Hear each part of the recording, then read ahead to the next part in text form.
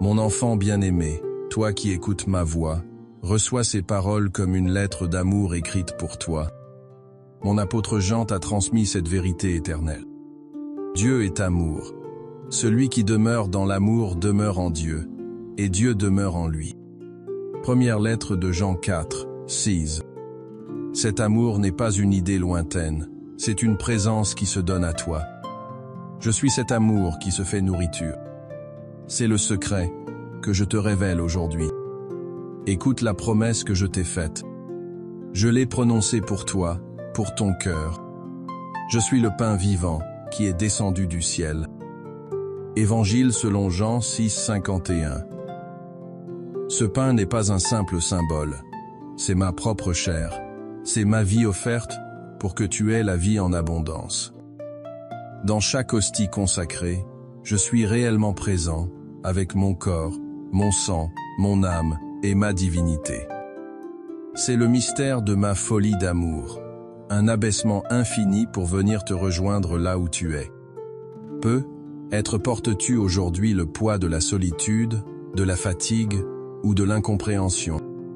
Dans la communion, je viens habiter ton corps et ton âme. Je ne suis plus seulement devant toi, mais en toi. Je fais de ton cœur mon tabernacle vivant, un lieu où le ciel et la terre se touchent. Saisis-tu la profondeur de ce don? Je viens te nourrir pour que tu ne faiblisses pas. C'est le gage de la vie éternelle. C'est ma promesse pour ton âme assoiffée. Celui qui mange ma chair et boit mon sang a la vie éternelle. Évangile selon Jean 6, 54. Dans l'Eucharistie, tu reçois bien plus qu'un réconfort passager. Tu reçois les semences de l'éternité, un avant-goût du ciel. Chaque communion est une anticipation du banquet éternel où il n'y aura plus ni larmes, ni deuil, ni douleur. Mon sacrifice sur la croix, rendu présent sur l'autel, est l'acte qui a vaincu la mort pour toujours. Au quotidien, lorsque le doute t'assaille et que la peur de la mort te paralyse, souviens-toi de cette promesse. Chaque fois que tu me reçois, je renouvelle en toi la victoire sur le péché et sur la mort. Je fortifie ton espérance et je te donne la force de traverser les épreuves en te sachant déjà citoyen du ciel. Ce mystère est un mémorial vivant. C'est le cœur battant de mon Église. Je te demande de te souvenir de moi. Fais cela pour ne jamais oublier mon amour. Faites ceci en mémoire de moi. Évangile selon Luc 22 de 19. Ce n'est pas un simple souvenir d'un événement passé. C'est l'actualisation de mon unique sacrifice. Sur l'autel, le même amour qui s'est offert au calvaire se rend présent, ici et maintenant, pour toi. Je ne meurs pas à nouveau, mais l'offrande de ma vie au Père t'est rendue accessible pour que tu puisses y trouver pardon, guérison et force. Dans ta vie, tu offres tant de sacrifices, ton temps, ton énergie, tes désirs. Unis-les aux miens lors de chaque messe. Dépose sur la patène tes joies et tes peines, tes réussites et tes échecs. Je les prendrai avec les miens pour les présenter au Père, et ils acquerront une valeur d'éternité. Laisse-moi te raconter l'histoire de Claire, une infirmière épuisée. Chaque jour, elle voyait la souffrance et la mort de près. Son cœur était devenu sec, presque cynique. La prière lui semblait vaine, et sa foi vacillait sous le poids de l'absurdité qu'elle côtoyait.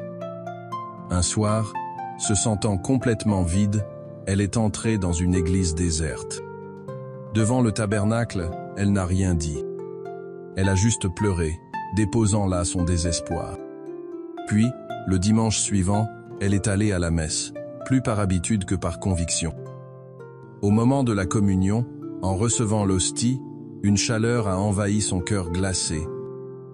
Ce n'était pas un grand miracle visible, mais une certitude douce et profonde.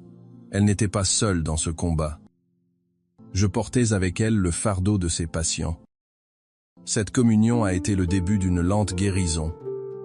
L'Eucharistie est devenue sa source de force, le lieu où elle venait puiser le courage et l'amour dont elle avait besoin pour continuer sa mission. L'amour que tu reçois t'appelle à aimer. Je suis aussi présent dans ton frère. C'est là que ton amour doit se manifester.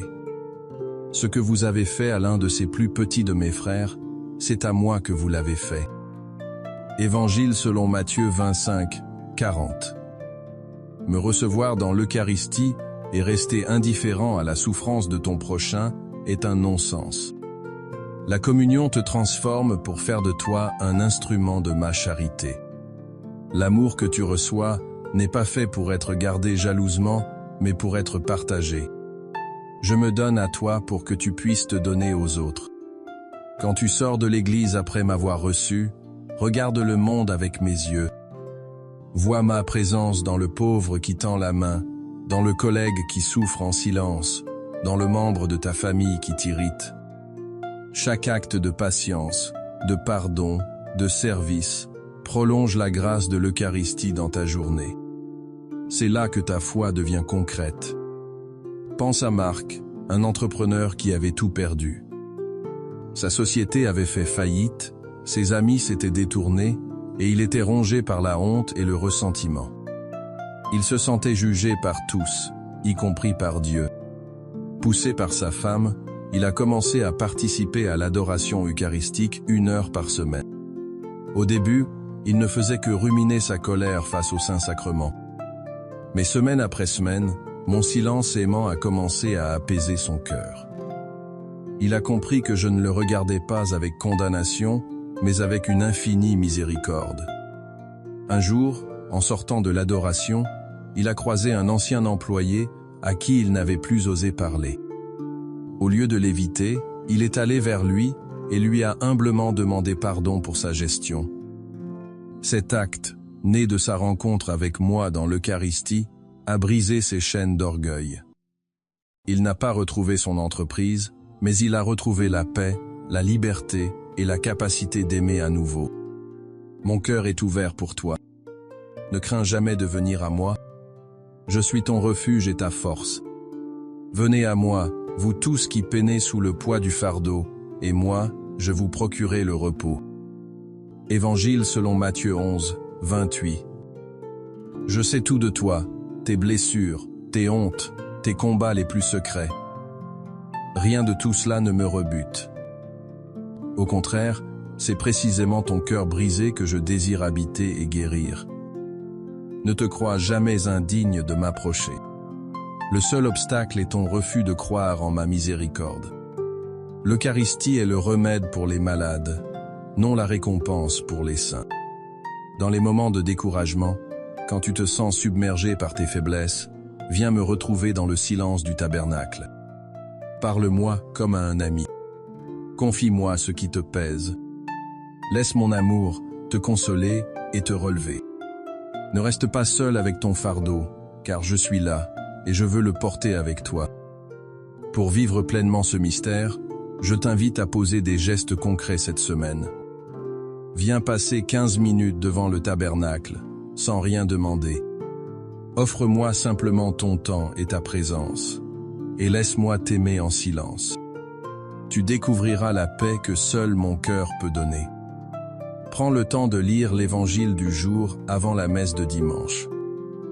Prépare ainsi ton cœur à m'accueillir, et ma parole éclairera ta communion. Offre-moi une blessure ou une rancœur qui pèse sur ton cœur au moment de la consécration. Laisse-la se dissoudre dans mon sacrifice pour que je puisse la transformer en grâce. Pose un acte de charité concret et gratuit envers quelqu'un qui t'a offensé. Tu prolongeras ainsi l'amour que tu as reçu et tu briseras une chaîne du mal. Mon enfant, je suis le pain de vie qui redonne espérance à ton cœur brisé. Ne cherche pas ailleurs la force et la consolation que je veux te donner. Je suis là, dans chaque tabernacle du monde, attendant humblement ta visite. Je suis là, sur chaque autel, offrant ma vie pour toi. Je suis là, en toi, après chaque communion, faisant de ton cœur ma demeure. N'aie pas peur. Ouvre-moi la porte de ton âme. Mon enfant, si ces paroles ont nourri ton âme, laisse ici un signe d'amour pour que d'autres puissent entendre ma voix. Écris ta prière en ce lieu, et mes enfants la porteront vers le Père avec toi. Reviens souvent t'asseoir à ma table. Je t'y attendrai toujours.